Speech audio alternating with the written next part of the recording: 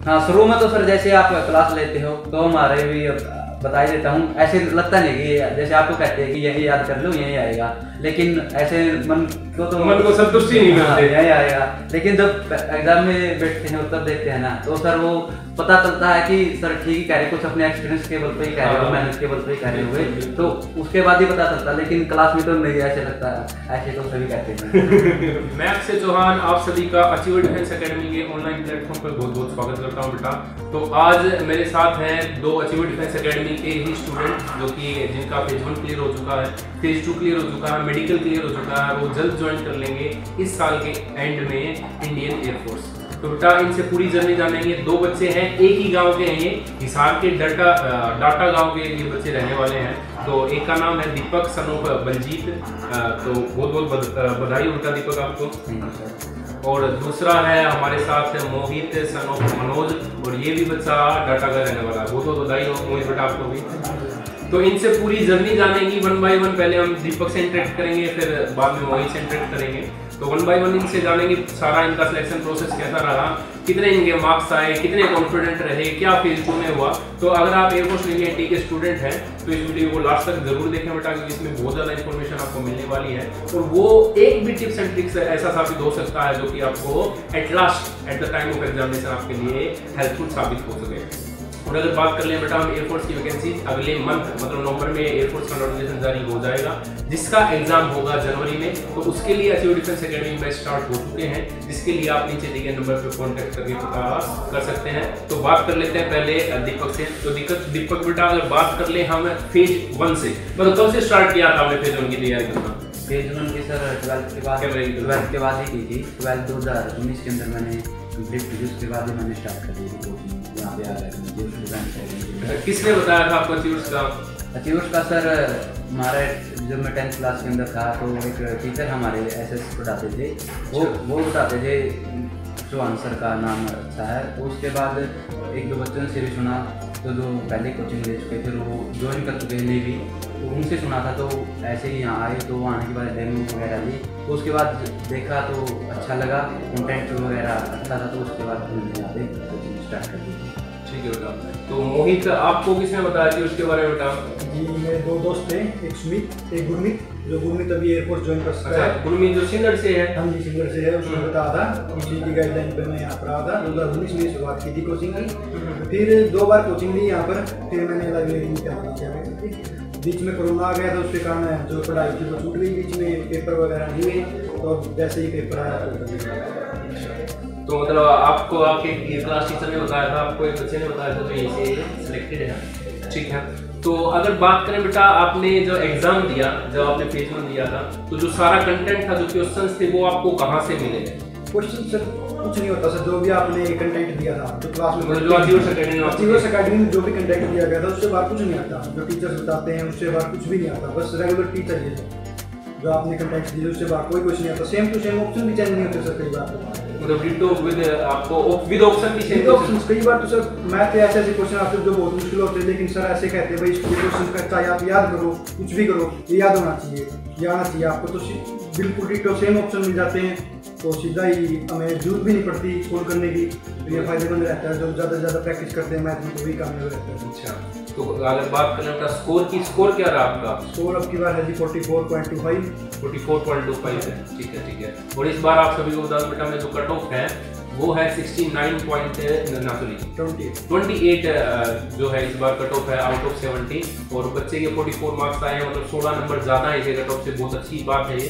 ठीक है। तो अगर बात कर ले बेटा हम अब फेज 2 की, जब आप फेज 1 के बाद फेज 2 फेस करते हैं, तो फेज 2 में कैसा एक्सपीरियंस आपको फेज 1 क्लियर होने के बाद कैसा फील हुआ? खुशी थी सब, लेकिन वही बात है, फेज 1 क्लियर होते ही फेज 2 की टेंशन जल्दी से स्टार्ट हो जाती है। उससे नेक्स्ट दिन ही पेपर क्लियर होने के बाद ही हम अचीवर डिफेंस एकेडमी में आ चुके थे। साथ ही कोच के अंडर यहाँ पर रनिंग भी करते थे, साथ ही क्लासेस भी लगती थी, पूरी सुबह से शाम तक क्लासेस लगती थी। यही पता सर अब की बार टाइम थोड़ा कम था, लेकिन तैयारी इतनी बढ़िया हुई कि वहाँ पर निकल के आई सर। 16 बच्चों से अलग ही दिख रहा था भाई, हाँ क्लियर है, मतलब अचीवर्स का टेंशन लेने की जरूरत ही नहीं थी सर। बाकी अलग था एक्सपीरियंस। अच्छा, फास्ट आपके बैच में मतलब सेम सेंटर में 5 बच्चे थे सभी, और सभी का हमारा मेडिकल भी फेज 2 सभी का साथ था, तो सभी के सभी बच्चे 5 के 5 क्लियर हो गए, फेज 2 भी और मेडिकल भी। बहुत बढ़िया। बिल्कुल मतलब कैसा फील हुआ आपने, जो अदर बच्चे वहां पे बैठे थे जो अचीव वाले वो अलग दिखाई दे रहे थे? बिल्कुल अलग दिखाई दे रहे थे। जैसे हमारा जीपी स्टार्ट हुआ था तो हम 3 बच्चे तो एक ही ग्रुप के अंदर थे, तो उसके अंदर जैसे सर वहाँ पे जो विंग कमांडर थे वो हमारा ड्यूटी ले रहे थे, तो वो बच्चों को बार बार मौका दे रहे थे। लेकिन हम जो अचीवर्स डिफेंस एकेडमी के जो बच्चे थे 3, हम लोग जैसे जो बच्चा वीक था उसको स्पेशली टाइम दे रहे थे, स्पेशल की भाई तुम बोलो। लेकिन अचीवर्स डिफेंस का जो हम 3 बच्चे थे उनको टाइम नहीं दिया, उनको पहले ही नोट करते थे देखिए ये बच्चे मतलब अच्छे हैं, इन्होंने अच्छा अपनी प्रेजेंटेशन वहाँ देनी होती बात दी है, अच्छे बोले। तो हम तीनों के अलावा उन सभी से पूछा और हमारा तीनों का वहाँ पे फेज क्लियर हो चुका था। तीनों फेज 2 उसी टाइम में तुम्हें पता चल गया था? ठीक है। तो अगर आप सभी को बता दो बेटा, जो दीपक है ये कोई हाईली इंटेलिजेंट बच्चा नहीं है। मतलब जो बच्चे होते हैं जो +1 2 में होते हैं, जो बदमाशियों में ज्यादा घुस जाते हैं, बच्चा फील करता है जो फ्रीडम को, वो इसने फील की है। इस बच्चे की अगर मैं बात करूं तो इसमें सिर्फ 69.8% मार्क्स थे, और आज ये तुम्हारे सामने बैठा है, एयरफोर्स में इस साल के एंड में ज्वाइन कर जाएगा।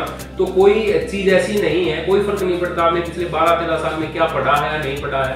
अगर आपको एक प्रॉपर गाइडलाइन मिले, एक प्रॉपर मार्गदर्शन मिले तो आप सिलेक्शन ले सकते हैं। तो बेटा आप कुछ ज्यादा हाईली इंटेलिजेंट बच्चों में से नहीं थे। मतलब अगर बात करूं मैं, जो मोहित है इसके मैथमेटिक्स में 11th और 12th दोनों क्लासेस में 100 के 100 नंबर है, और जो अपना दीपक है ये काफी वीक रहा है 11th 12th में, लेकिन इसका जो स्कोर है वो काफी अच्छा रहा फेज 1 के अंदर भी बात करें। और इसने सिलेक्शन मतलब जो बेटा सक्सेस काउंट्स की बात है, जो एट लास्ट सफलता लेता है उसी को लोग सलाम करते हैं। तो आज ये सफल हो चुका है या होने वाला है, ज्वाइन कर जाएगा एट द एंड। तो बेटा आप कैसा फील कर रहे थे आप, क्योंकि तेरा जो साथी है, जैसे मोहित की बात कर लूं, ये तो हाईली इंटेलिजेंट बच्चा रहा है 12th में, और तू इतना इंटेलिजेंट नहीं था, तो मतलब कैसा फील, मतलब जो यहाँ पे आपने कैसे उसको डिफरेंशिएट कर सकते हैं? सर खुशी तो बहुत ज़्यादा थी, क्योंकि जब आप मेहनत करते हैं ना तो उसका जब आता है एक अलग से। जैसे हमारा फेज 1 का जो एग्जाम था, मेरी क्लास का एक टॉपर है रामायण गाँव का, अच्छा, जो 12th के अंदर टॉपर था हमारे, उसके 92% मार्क्स थे। और हमारा दोनों का साथ में था शिमला एग्जाम अब की बार जो था, तो उसके अंदर उसके फिजिक्स के अंदर 4 ही मार्क्स आए थे। और मेरे में जितने अटेम्प्ट किया था सभी के सभी। तो बेटा यही बात मैं आपको बताता हूँ कि आपने पिछले 12-13 साल में पढ़ा, उसका कोई ज्यादा सा महत्व नहीं है। मैंने सच में, ये बात सच्ची है, मैंने सच में यहाँ पे देखे हैं ऐसे बच्चे जिनके 55% तो एक मिनिमम क्राइटेरिया 55-60% है, वो सिलेक्शन ले गए हैं, 95-97% वो रिजेक्शन ले गए। वही एक एग्जाम्पल दे रहा आज दीपक। हाँ बेटा कंप्लीट योर। तो सर ऐसा नहीं कि मैं मतलब उस बच्चे को क्रिटिसाइज कर रहा हूँ, लेकिन ऐसे में जो बच्चे देख रहे हैं उनको ये बता रहा हूँ कि मतलब कुछ भी इम्पॉसिबल नहीं है। अगर आप मेहनत करते हैं पूरे डेडिकेशन लेवल से तो आप कुछ भी पा सकते हो। मैथ मेरा बहुत ज़्यादा कमज़ोर था, फिजिक्स भी बहुत ज़्यादा कमज़ोर थी, लेकिन फिजिक्स के अंदर मैं जितने अटैम्प्ट करके आया था तो वो मेरे सभी के सभी ठीक है, कोई गलती नहीं हुआ। और अब की बार फिजिक्स तो ऐसे करें बहुत ज़्यादा हार्ड है। और रही बात जब बच्चे तैयारी करने से पहले ये बहुत ज़्यादा बच्चों में कन्फ्यूजन रहता है कि हम वो कैब कहाँ से करेंगे इंग्लिश के अंदर, क्योंकि ये कहते हैं वो कैब तो कहीं से भी आ सकती है। लेकिन सर अगर जो टीचर है, जैसे आपने जो वो कैब करवाई थी, वो अगर वो कैब ज़्यादा वो कि वो अगर सेम अगर आप कर लें तो उससे बाहर कुछ नहीं आने वाला, बिल्कुल सेम डिटो वही सेम एटीट्यूड। मतलब जो आपको अचीव डिफेंस एकेडमी वो कैब कराई गई थी उससे आपको बिल्कुल सर। और बच्चों का सबसे ज़्यादा कन्फ्यूजन और इसी में रहता है कि वो कैब कहाँ से करे, वो कैब तो पता नहीं 5000 लर्न कर ले, 6000 कर ले, पता नहीं आएगी या नहीं आएगी। आपने एक लिमिट के अंदर एक अच्छे कंटेंट तरीके आपकी वो मेहनत रही होगी, आपके इसे पीछे आपने मेहनत की होगी इसके लिए, लेकिन हम बच्चों के लिए आपने जो प्रोवाइड किया वो सेम की सेम एज इट इज वो कैब मिलती है। उसमें बहुत ज़्यादा मतलब बेटा ये जो बच्चा बात बता रहा है इससे कॉन्फिडेंस फील होता है। जो हमने मेहनत की है 5-6 साल में, जो कंटेंट इकट्ठा किया बच्चों के लिए, वो इनके लिए साबित हो रहा है। हाँ, शुरू में तो सर जैसे आप क्लास लेते हो तो हमारे भी बता ही देता हूँ, ऐसे लगता नहीं कि जैसे आपको कहते हैं कि यही याद कर लो यही आएगा, लेकिन ऐसे मन को संतुष्टि नहीं मिलती, यही आएगा। लेकिन जब एग्जाम में बैठते हैं तब देखते हैं ना तो सर वो पता चलता है कि सर ठीक ही कह रहे, कुछ अपने एक्सपीरियंस के बल पे ही कह रहे हो, मेहनत के बल पे ही कह रहे हुए, तो उसके बाद ही पता चलता। लेकिन क्लास में तो नहीं ऐसे लगता, ऐसे तो सभी कहते हैं। तो अब बेटा मोहित अगर बात कर लें हम आपके मेडिकल की फेज 2 में तो आपने बताया, अच्छा टॉपिक क्या था आपके जीडी के अंदर? टॉपिक था ऑनलाइन एजुकेशन। ऑनलाइन एजुकेशन था आपका, ठीक है। तो ऑनलाइन एजुकेशन हमने ऑनलाइन यहाँ पे पढ़ा था, जो टॉपिक आपके जीडी के टॉपिक्स थे बिल्कुल अच्छी तरीके से तैयार करके गए जी। जैसे कोरोना के टाइम में किस तरह से हम ऑनलाइन एजुकेशन से बच्चे पढ़ पाए, तो उसी पे 2-4 पॉइंट बोलने होते हैं। यदि ज़्यादा बोलोगे तो भी दिक्कत आती है, कम बोलोगे तो भी दिक्कत आती है। जैसे आपने सिखा था एवरेज ओनली वही बोले और बिल्कुल शॉर्ट सिलेक्शन। तो अगर आपके टॉपिक की बात करें बेटा, क्या टॉपिक था आपका? मेरा टॉपिक तो सर पोल्यूशन था। जो पोल्यूशन तो अपना शायद उसका बुकलेट का पहला ही टॉपिक था। और आप जब हम यहाँ पे आए थे फेज 2 के लिए, आपने जब हमको बताई थी कि ऐसी तैयारी करवाएंगे, ये टॉपिक करवाएंगे आपको, तो ऐसे आपने बोला था कि आपको मतलब इतने टॉपिक करवाएंगे, उसके अंदर से अगर नहीं आए तो मतलब वही टॉपिक आएंगे जो एक लिमिट के है। तभी विश्वास नहीं होया था, लेकिन एक्चुअल में जब आप पता करोगे नहीं वही टॉपिक आए। सर मेरा पोल्यूशन था। जब कोई भी बच्चा अगर फेज 2 की तैयारी करना चाहता आप सर वो टॉपिक नोट कर लेना, चाहे वीडियो बना लेना, जो दिखाएंगे वही टॉपिक आते हैं, एक भी टॉपिक अलग से नहीं आता। और दूसरी बात, बहुत ज्यादा फेज 2 का एडवांटेज है, कई जैसे हम यूट्यूब चैनल पे देख करके ये सोच लेते हैं कि वही घर पे तैयारी हो जाती है, कोई ऐसा बहुत ज्यादा फर्क है। बच्चे हमारे फेज 2 के अंदर वहाँ जीडी के अंदर बहुत ज्यादा आउट हुए हैं। यहाँ पे जो एक आप मतलब जो बताते हैं वो बहुत ज्यादा जरूरी है। आपने कहा था कि आपकी जो नॉलेज है वो तो पता चल ही चुकी है, आप वो एक अच्छे तरीके से वहाँ पे किस प्रकार आप बिहेव करते हैं, आप कैसे बच्चों को लिसन करते हैं, वही बच्चे आप वही देखते हो। ऑफिसर एक बच्चा तो बोला भी नहीं था, मतलब वो बस 1-2 पॉइंट उसमें बोला, अच्छी तरीके से सुना, उसका भी सिलेक्ट हो गया था। जो बच्चे ज़्यादा और स्मार्ट बन रहे थे उनको रिजेक्ट किया। तो ये बहुत ज़्यादा आपको मतलब ज़रूरी है इस प्रकार के बहन में नहीं पढ़ना कि भाई फेज 2 की तैयारी घर से कर लेंगे, इंग्लिश हमारी ठीक है। इंग्लिश का वहाँ का कोई मैटर नहीं कि मैं बहुत ज़्यादा इंग्लिश आती, इंग्लिश बहुत ज़्यादा इन्फ्लुएंस इंग्लिश बोलने वाले बच्चे नहीं निकले वहाँ से सर। हाँ तो बेटा एक मतलब एक प्रॉपर गाइडेंस की आपको आवश्यकता होती है। कहीं पे भी आप अपने आपको कंप्लीट ना समझे, जैसे आप 12th में इंटेलिजेंट रहे हो या फेज 1 में आपका अच्छा स्कोर रहा, हो सकता है फेज 2 में बाहर हो जाए, क्योंकि फेज 1 पास करना या +2 में अच्छा स्कोर करना कोई आपका क्राइटेरिया नहीं है डिफेंस में जाने का। जैसा कि बच्चे ने बताया 92% का बच्चा था, उसके फिजिक्स में 40 नंबर आए, वो फर्स्ट पहले पड़ाव में बाहर हो गया फेज 1 में। इसी प्रकार से हो सकता है आपके फेज 1 में तो अच्छे स्कोर आ जाए, आपने 70 में से 65 नंबर स्कोर कर लिया, लेकिन आप फेज 2 में बाहर हो जाए तो आप बराबर हो जाते हैं, ठीक है ना। तो हर जो एक पड़ाव है वो इंपॉर्टेंट है। नॉकआउट मुकाबला बेटा, अगर आप किसी भी स्टेप पे बाहर हो जाते हैं तो बाहर ही माना जाएगा आपको, ठीक है। तो उसके बाद मेडिकल के बारे में और थोड़ा डिस्कस कर लेते हैं बेटा। मेडिकल कहाँ था आपका सेंटर? मेडिकल अम्बाड़ा में ही था सर। अम्बाड़ा का जो सेंटर होता है उसमें मेडिकल था। मेडिकल बिल्कुल नॉर्मल होता है। हमारी कोई भी जैसे मेजर पॉइंट्स होते हुए हमें पहले ही चेक करवाने पड़ते हैं, हम तैयारी करने से पहले। जैसे कलर ब्लाइंडनेस एक मेजर पॉइंट होता है, उसमें कोई सुधार नहीं होता, हमसे ठीक नहीं कर सकते। ये डेंटल प्रॉब्लम भी होती है और ये ठीक नहीं होने वाली प्रॉब्लम होती है सर। ये पॉइंट मेजर नहीं करना, हमारे शरीर में ऐसी कोई दिक्कत नहीं होती है जो ठीक ना हो। तो जो भी बच्चा डिफेंस की तैयारी करना चाहे उसमें मेडिकल फिट होना चाहिए। हो सकता है वो पहले उसके लिए हमें मेडिकल चेकअप करवाना चाहिए किसी अच्छे डॉक्टर से, तो सलाह लेके भाई कोई दिक्कत है, जैसे बैंड वगैरह है वो प्रैक्टिस से ठीक हो जाता है। वैसे मेडिकल बिल्कुल नॉर्मल होता है। सबसे पहले हमारा जो ब्लड चेकअप हुआ था जो खाने से पहले, फिर रेस्ट दे के जो हमारे शरीर के ऊपर ले स्किन वगैरह चेक हुई, फिर दोबारा फिर ब्लड लिया गया एक खाने से पहले, खाने के बाद फिर ECG और एक्सरे वगैरह हुए, फिर लास्ट में ईयर वगैरह चेक किए गए, फिर आँखों के भी देखे गए, मतलब हर पॉइंट की जांच हो गई। लेकिन ऐसा नहीं है भाई बेकाम निकाल देंगे कोई बिना कोई दिक्कत के। ऐसे कई फैला देते हैं भाई तेरे तुम ये पॉइंट है ये पॉइंट है। अपने आप डॉक्टर बनने की जरूरत नहीं है, पहले चेकअप कराओ, फिर अपने यदि डॉक्टर एक प्रॉपर जो आपका जो सही जो ऑथेंटिक डॉक्टर उसी से जांच कराएं, क्योंकि झूठ फैलाने वाले, अफवाह फैलाने वाले या जिनको अधूरी जानकारी है वो बेवकूफ बनाने वाले लोग बहुत ज्यादा होते हैं। जैसे दीपक भी पहले से एक बार मोटिवेट हो गया था, इसने जब से तैयारी स्टार्ट की थी, हम कॉन्टैक्ट में तो रहे हैं। इसके एक टीचर था, उसका नाम तो नहीं लेना चाहेंगे हम, उसने कह दिया भाई तेरे हाथ में बैंड है, ये छोड़ गया तैयारी कुछ दिन के लिए। ऐसे कहने लगा मैं तो दूसरे सेक्टर में करूँगा तैयारी में। इसका रुचि थी लेकिन डिफेंस के सेक्टर में। तो हम उनसे कॉन्टैक्ट किया, हम दोनों भाई नहीं तेरे पॉइंट नहीं है तो तैयारी कर, किसी अच्छे डॉक्टर से मिले तो फिर तैयारी किया और आज सिलेक्शन सामने बैठे।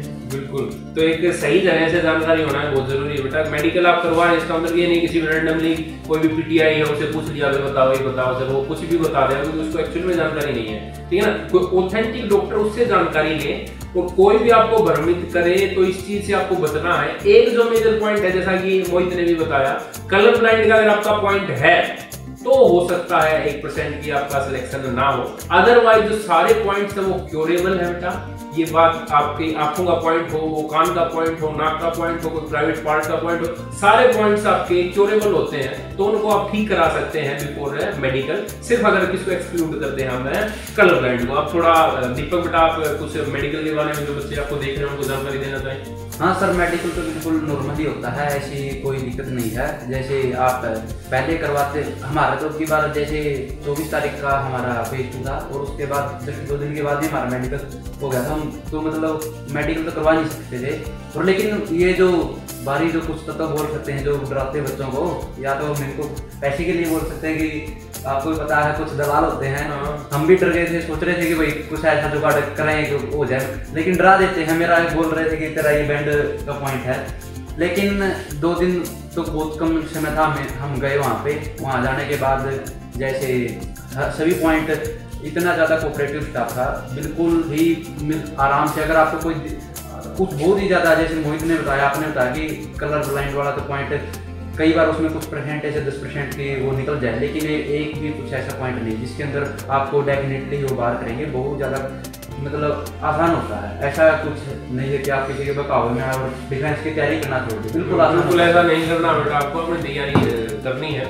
तो अब बहुत अच्छा एक्सपीरियंस उन्होंने अपना शेयर किया। तो अब उन बच्चों को जो आपको देख रहे हैं जो 12th में है या जिनके भाई या बहन, एक चीज और आपको मैं बता दूं, इस बार जो इनटेक आ रहा है उसमें लड़कियों को भी मौका दिया जा रहा है। तो आपका छोटा भाई है, बहन है जो कि तैयारी करना चाहता है एयरफोर्स नेवी एनडीए की, तो उसको सभी को मौका है। एनडीए में तो दे दिया था, एयरफोर्स में दे दिया, तो उनको क्या मैसेज देना चाहेंगे आप जो तैयारी करना चाहते हैं, जो 12th कर चुके हैं? हाँ सर, तैयारी तो देखो, ये जो 12th के अंदर है अभी, या जो 12th करके आए हैं कोचिंग लेना चाहते हैं, तो आप अगर आप अचीवर्स डिफेंस अकेडमी के अगर यहीं पे नज़दीक है तो आना पॉसिबल तो जरूर आइए आपको, क्योंकि बहुत ज़्यादा ज़रूरी है आपको एक कंटेंट मिलना सेम, क्योंकि आपको टीचर बहुत मिल जाएंगे पढ़ाने के लिए, बहुत ज़्यादा मतलब कुछ भी पढ़ सकते हो, लेकिन अगर आपको एक लिमिट के अंदर एक अच्छा कंटेंट अगर आपको मिले वो आपके लिए फायदेमंद होगा, क्योंकि जनवरी के अंदर आपका एग्जाम और समय बहुत ज़्यादा कम है। तो अगर आपको एक इस लिमिट समय के अंदर अगर कोई तैयारी करवा सकता है विद अच्छे कंटेंट के साथ, अगर आप ये इसका मतलब एग्जाम का मतलब तैयारी का मतलब ये नहीं होता कि आपको इनिशियल कट ऑफ ही पार करनी है, यहाँ से आपको मतलब इस प्रकार से कंटेंट मिलता है कि आपको फाइनल जो कट ऑफ होती है उसके लिए भी आप सेफ रहें। ये तो ऐसे तो नहीं कि आपकी बार 28 पे और 29 मार्क्स आ गए और मेरा तो हो गया, फिर ऐसे नहीं है। अगर आपके इस प्रकार का कंटेंट मिलता है कि भाई आप फाइनल के लिए से भी काफी ऊपर, हाँ, फाइनल कट ऑफ के लिए भी आप सेफ रहोगे, आपको कोई डरने की बात नहीं है। ऐसा कंटेंट के साथ आइए और यही कंटेंट आपको मिलता है, और इसी के लिए मतलब मैं भी धन्यवाद करना चाहूँगा सर, बिल्कुल आपने ये दिया। और अगर बात करें बेटा इनके फेज 2 में सिर्फ 10 दिन का समय है, तो फेज 1 और फेज 2 हो तो टाइम लिमिट कोई ज्यादा बाधा नहीं रहती। आप अगर मोटिवेटेड हैं और तैयारी करना चाहते हैं तो अचीवर्स डिफेंस अकेडमी आपको पूरा साथ देती है। तो आप कोई मैसेज देना चाहें बेटा? मैसेज यही है, आप सब जैसे ही जानते हो इस हाल में अचीवर्स डिफेंस अकेडमी में आओ, रेगुलरिटी रखो। रेगुलर बहुत अच्छी चीज़ है कि रेगुलर रहोगे तो तैयारी अपने आप आएगी। यहाँ पर रेगुलर टेस्ट होते हैं, रेगुलर कंटेंट मिलता है, और यही कंटेंट सेम टू सेम आपको क्वेश्चन मिलेंगे जो आपको सक्सेस की तरफ ले जाएंगे। लेकिन यदि आप ये सोचोगे कि मैं घर पे बैठ के पढ़ूँ, किसी अन्य टीचर से पढ़ूँ, ठीक है आपके पास अच्छा टीचर होगा, लेकिन हम अपना एक्सपीरियंस बता रहे हैं, सेम टू सेम क्वेश्चन मिलते हैं। एक टाइम ऐसा भी आएगा आपको पेपर में भी मेहनत करने की जरूरत नहीं पड़ेगी, मैथ के पेपर में भी आपका टाइम बचेगा। अब की बार जैसे मैं जो श्योर होते हैं ना वही क्वेश्चन करके आया था, एक भी गलती नहीं हुआ।